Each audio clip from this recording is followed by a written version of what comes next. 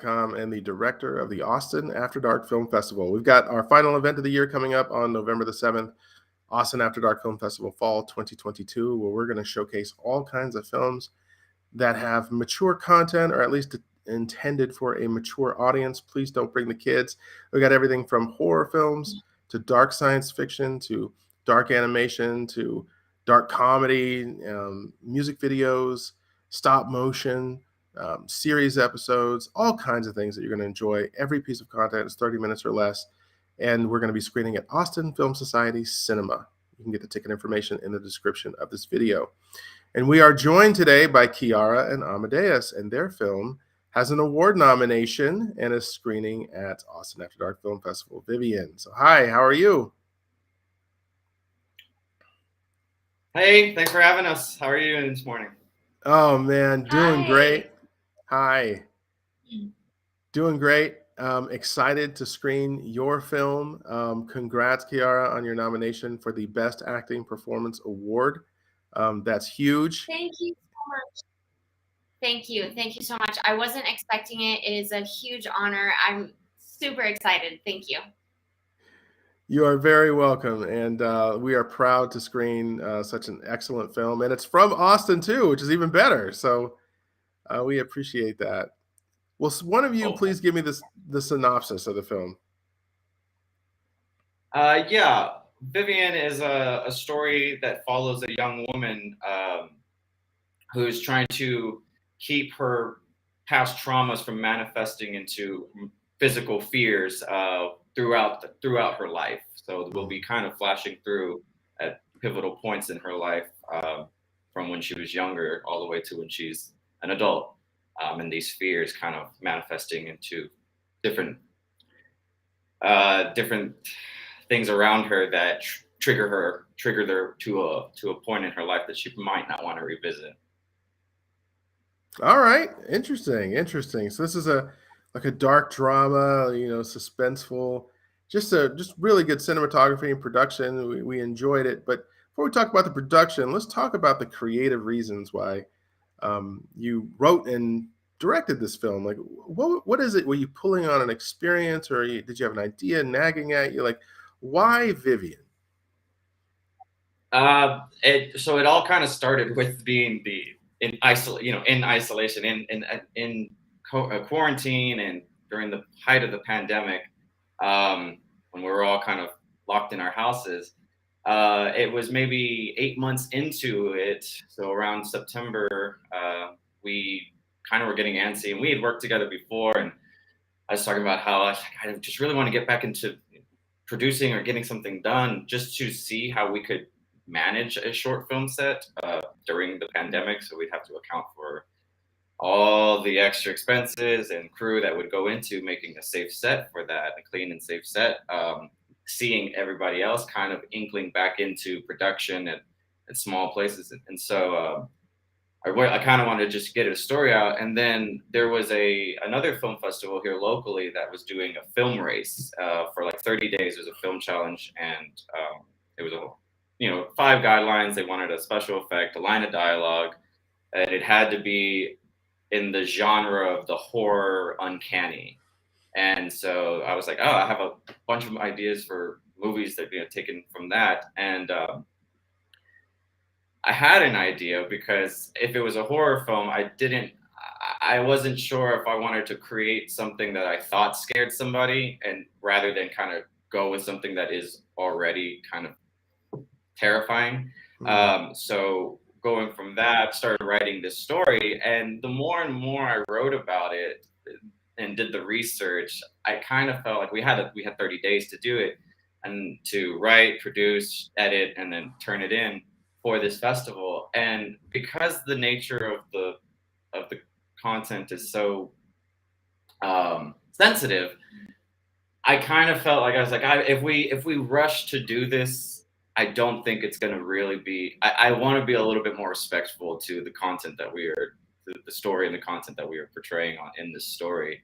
And so I said, let's get rid of the deadlines, let's get rid of everything, but let's continue with the story. And actually, let's now take the time to make sure the script is good, make sure we know what we're doing, what we want to say with that, and then get the budget for it. So we did a crowdfunding campaign for it, all in the sense that we want this to be taken seriously. We want people to look past the shock that goes onto it and see what we're really trying to say with it.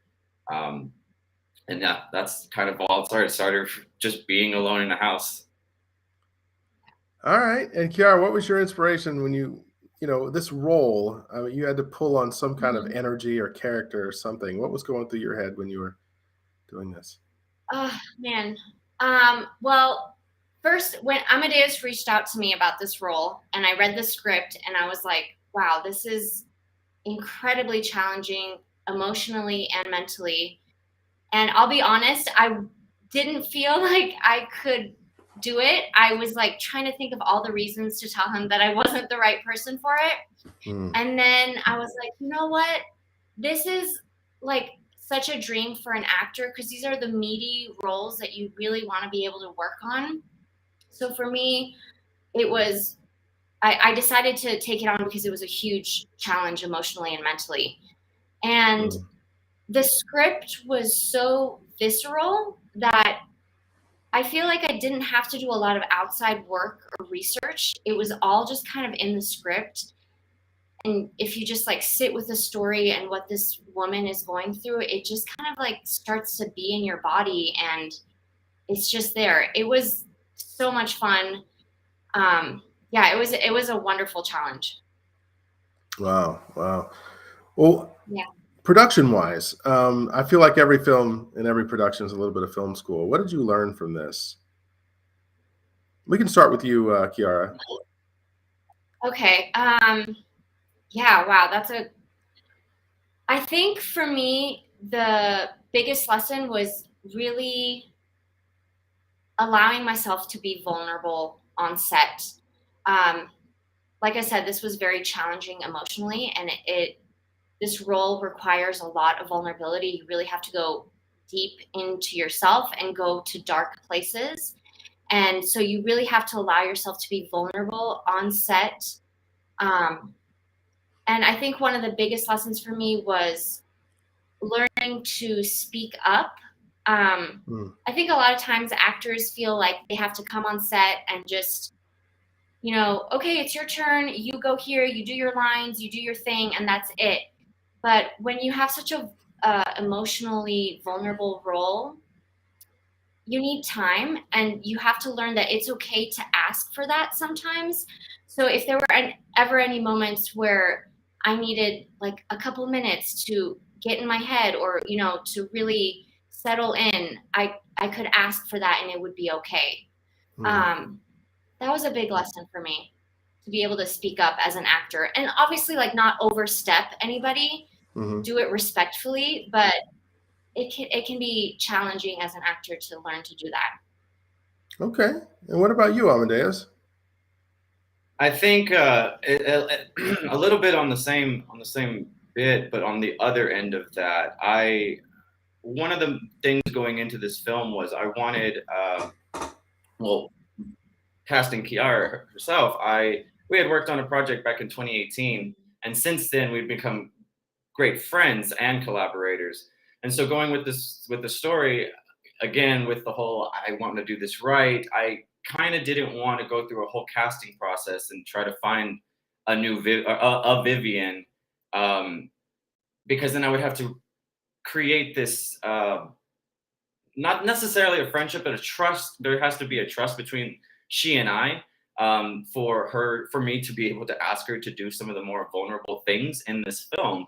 And to me, I kind of felt like that would take a little bit too long, but also I didn't want to rush that for fear of something on set being like, wait, okay, hold on, we did engage this about each other. And so I actually did turn to Chiara because we not only have a great working relationship, but we're great friends. And so I thought that bringing this to her would also help bring her closer to getting a truthful experience, because she could trust me into asking her to say this line of dialogue meaning this, or have this but it means this. So even though we have kind of basic horror tropes, a lot of these things meant like kind of different things visually, and a lot of that, having that in her head, that was something I felt like we've had conversations, deeper, just deep conversations hanging out. I was like, okay, I can trust you to have this, and this is what you're going to run with. But also, while on that same note, I wanted to have kind of a safe set for any actor that was going to walk onto this. So I strived to have more than 50% of our cast and crew be female, or female identifying. And one of the moments in this, my director of photography, Maria Forsyth's amazing. We went over why I needed her to be on set for me, because I didn't want to exploit the images that we were creating. I didn't want to have a male gaze or a violence towards women lens on this. I really wanted this to be taken as what it is, and then thought about and mulled over afterwards, without being totally distracted by violence against women. And so there was a moment when I had this thing written in the script visually, and once we got to actually shooting and we were getting ready to do that, Maria actually kind of stopped me, and she's like, I don't think we can do that. And initially, I feel like if it was any other story, I would have a fight back in terms of speaking up for myself. I'm like, no, this is pivotal. We need this. This needs to be a part of it. When she did that, I actually was like, okay, because I know where we're at right now. I know where we've sent Chiara. I know what we've shot. This little bit here has already been spoken for in all the other coverage that we've gotten and all the other stuff. What it means visually has already been covered in another bit. So we don't need to go this far, because at this point, now we're pushing it. Now we're getting to a point that's triggering. And we want Vivian to be a sort of triggering, of course, but we don't want it to be trite or disrespectful. And so learning curve of not wanting to see everything from paper to production. I'm like, well, I wrote it and I know what it's going to look like, and I think it's going to look great. It was a good curve of like, this is why I brought you on. I'm not going to question why you just told me we can't do that. This is exactly why I brought you on. So thank you. And that was great. That was a good learning experience for me. Interesting. And well, you've done a great project here, and obviously you have a good team. What is next for you? What's the future like? Chiara, what are you working on? So I am working on a couple things behind the camera, which is super exciting. I am directing a couple episodes of a new web series we film in November, and which is today, November 1st. Hello. Tomorrow. Oh, it's tomorrow. Just kidding. Today's Halloween. My days are all mixed up. And then I am also a production manager on a short film that films in December. And I'm obviously still auditioning all the time. It's been a little rough for acting this year, but you just keep going. You just keep chugging along. So, new passions. Yes, finding new passions and just collaborating with awesome filmmakers locally in Austin. We have an amazing film scene. So I'm really excited to work behind the camera a little bit. All right. What about you, Amadeus? Well, so for Vivian, today, actually, we are in Albuquerque right now for the inaugural Dark Red Horror Film Festival. So today kicks off Vivian's festival campaign. This is our first one on Halloween, so it's really exciting. So from now on, going forward, we'll see y'all in 7 days, and then after that, we're just going to keep on rolling out, getting the submissions in and the notifications in, going on into 2023. We kind of hope to have the festival campaign end around November of next year, so that way we can have it available for people to stream or other ways of acquiring it.